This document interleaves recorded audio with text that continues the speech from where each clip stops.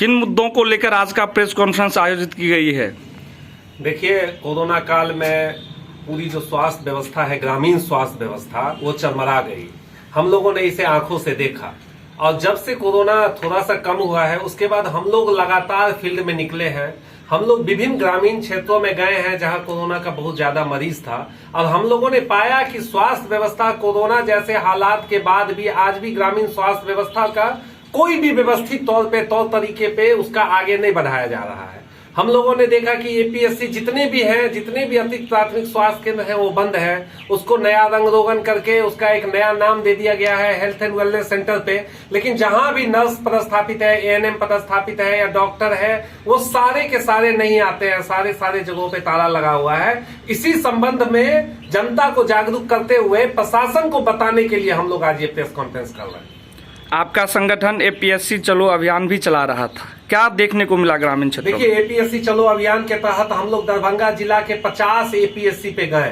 वो विभिन्न प्रखंडों में है, चाहे वो बाढ़ प्रभावित प्रखंड हो कुशेश्वर स्थान, चाहे वो बेनीपुर हो, चाहे वो बहादुरपुर जो शहर से सटा हुआ प्रखंड है। लेकिन हर जगह देखा गया कि कोरोना काल में जो एक नया फंड आया है सारे एपीएससी अतिरिक्त प्राथमिक स्वास्थ्य केंद्र को हेल्थ एंड वेलनेस सेंटर में बदलने का, उस फंड का बंदर बांट हो रहा है। कोई एक पूछने वाला नहीं है, कोई एक समझने वाला नहीं है, कोई एक ग्रामीण स्वास्थ्य व्यवस्था के प्रति सोचने वाला भी नहीं है।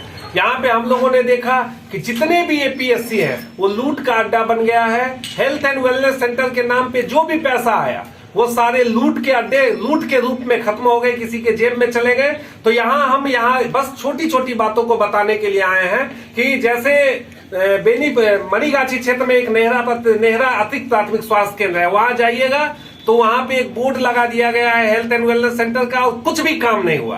गौराबोरा में भदौन पंचायत में जाइएगा, कसर पंचायत में जाइएगा, वहां पर अभी तक बिजली नहीं आया है, वहां पर अभी तक पानी का व्यवस्था नहीं हुआ है। तो ऐसी छोटी छोटी लूटे प्रत्येक एपीएससी पे हुआ है। इसी के खिलाफ आज हम लोग यहाँ पे अनशन पे बैठे हुए।